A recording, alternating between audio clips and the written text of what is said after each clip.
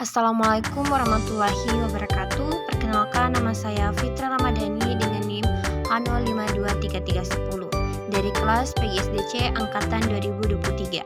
Hari ini saya akan memaparkan materi tentang perubahan kurikulum KTSP, kurikulum K13 dan kurikulum Merdeka serta mengantisipasi pengembangan kurikulum yang akan datang. Terdapat 3 materi akan saya paparkan, yaitu tentang pengembangan kurikulum KTSP, kurikulum K13 dan kurikulum Merdeka. Yang kedua, antisipasi pengembangan kurikulum yang akan datang. Yang ketiga, komponen kurikulum KTSP, kurikulum K13 dan kurikulum Merdeka. Jadi materi pertama yaitu tentang perubahan kurikulum KTSP, kurikulum K13 dan kurikulum Merdeka. Kurikulum KTSP atau kurikulum tingkat satuan pendidikan adalah kurikulum yang dibuat dan ditetapkan oleh setiap satuan pendidikan. Kurikulum KTSP dibuat sebagai hasil dari pelaksanaan Undang-Undang Nomor 20 Tahun 2003 tentang Sistem Pendidikan Nasional. Peraturan Pemerintah Nomor 19 Tahun 2005 adalah komponen kurikulum ini, tetapi isi dan pendekatan pengembangan pembelajaran tetap berhasil. Sifat paket kompetensi yang ada di KTSP mirip dengan sifat kurikulum KBK. Kurikulum K13 berfokus pada pembentukan individu yang inovatif, kreatif, dan produktif. Kurikulum K13 adalah pengembangan dari kurikulum sebelumnya, kurikulum KTSP. Tujuan pembentukannya adalah untuk melengkapi kekurangan kurikulum sebelumnya. Kurikulum 2013 dirancang untuk meningkatkan sikap, pengetahuan, dan keterampilan yang baik. Pembelajaran yang menugaskan pengetahuan dan keterampilan yang dapat menumbuhkan sikap spiritual dan sosial yang diharapkan dapat menumbuhkan budaya keagamaan di sekolah. Salah satu perubahan utama dari kurikulum 2006 ke kurikulum 2013 adalah pola pikir yang diubah. Kurikulum 2013 mengadopsi pendekatan ilmiah yang mendorong siswa untuk mengamati, bertanya, menalar, mencoba, dan membentuk jaringan. Perubahan lainnya adalah materi menjadi lebih mendalam dan lebih luas, sepenuhnya diserahkan kepada guru untuk memenuhi kebutuhan, sehingga siswa diarahkan untuk menggunakan pengetahuan yang diajarkan, bukan hanya menghafal atau memahami secara kognitif. Dan yang terakhir, kurikulum Merdeka. Kurikulum 2013 diubah menjadi kurikulum 2022 atau kurikulum Merdeka. Kurikulum ini disahkan oleh Menteri Pendidikan, Kebudayaan, dan Teknologi.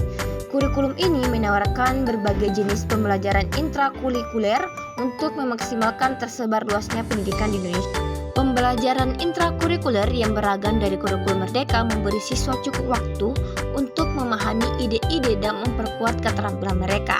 Guru dapat memilih berbagai metode pembelajaran sehingga pembelajaran dapat disesuaikan dengan kebutuhan belajar dan minat siswa.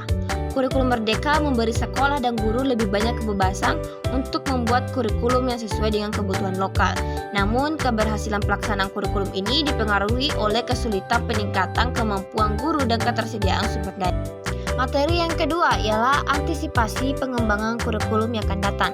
Kurikulum masa yang akan datang disebut juga kurikulum masa depan, yaitu kurikulum yang merangkumi pendekatan yang berpusatkan pada murid dan memperbolehkan mereka memahami kekuatan dan masing-masing serta berupaya belajar sepanjang hayat.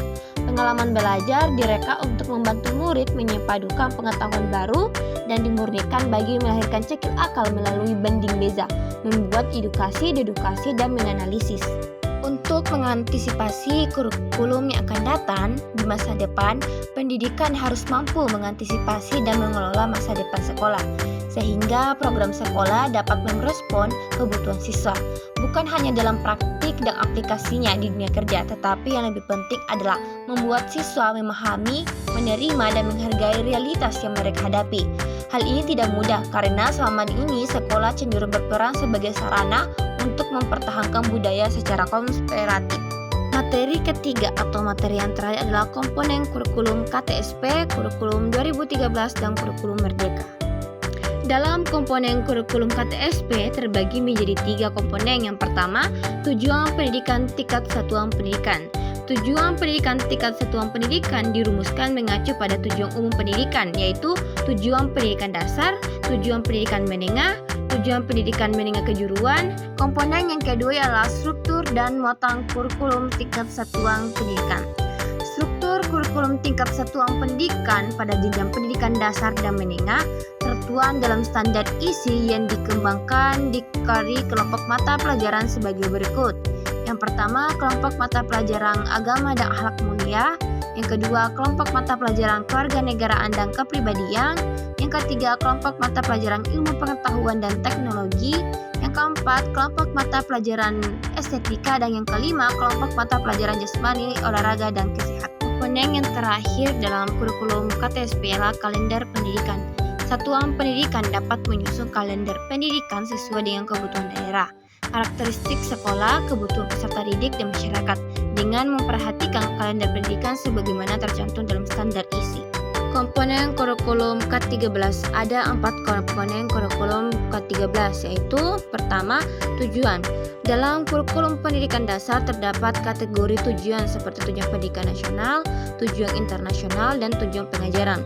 Komponen tujuan ini merupakan bagian yang sangat penting dalam pendidikan karena dapat memberikan arah yang lebih jelas dan terstruktur bagi proses pendidikan.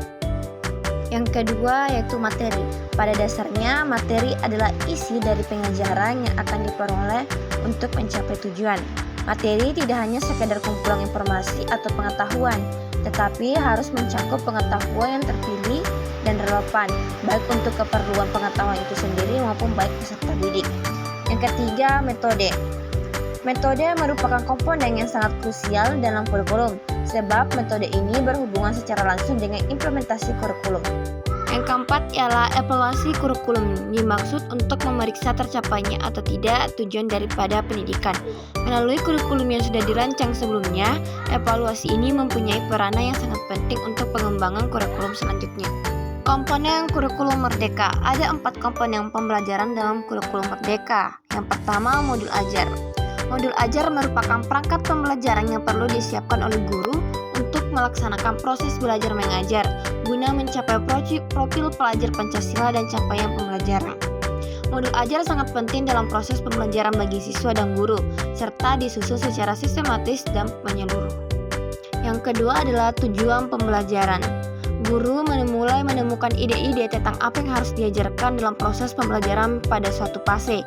Dalam proses ini, guru mengelola ide-ide tersebut dengan menggunakan kata kunci untuk merumuskan tujuan pembelajaran. Tujuan pembelajaran mencakup 3 aspek pencapaian, yaitu pengetahuan, keterampilan, dan sikap yang diperoleh siswa dalam suatu atau lebih kegiatan pembelajaran. Tujuan pembelajaran disusun dengan memperhatikan bukti yang dapat diamati dan diukur oleh siswa sehingga mereka dapat mencapai tujuan yang diinginkan. Yang ketiga adalah alur tujuan pembelajaran. Setelah guru merumuskan tujuan pembelajaran, langkah berikutnya adalah menyusun alur tujuan pembelajaran. Alur ini merupakan perangkat ajar yang harus dipersiapkan oleh guru untuk melaksanakan proses pembelajaran guna mencapai profil pelajar Pancasila dan capaian pembelajaran. Dalam tujuan pembelajaran terdapat kriteria yang harus dipenuhi, yaitu menggambarkan urutan pengembangan kompetensi yang harus dikuasai, mencerminkan cakupan dalam tahapan yang linear, dan mencakup tahapan pembelajaran antar fase. Yang keempat atau yang terakhir, media pembelajaran. Media pembelajaran yang berfungsi sebagai alat pendukung pembelajaran di kelas agar siswa lebih mudah memahami materi. Selain itu, media pembelajaran juga berperan sebagai sarana penyampaian informasi kepada siswa. Belajar merupakan proses kompleks yang berlangsung sepanjang hidup seseorang, dan salah satu indikator keberhasilan proses belajar adalah adanya perubahan perilaku. Pembelajaran di sekolah bertujuan untuk mengarahkan perubahan terencana pada siswa dalam aspek kognitif, afektif, dan fisikomotorik.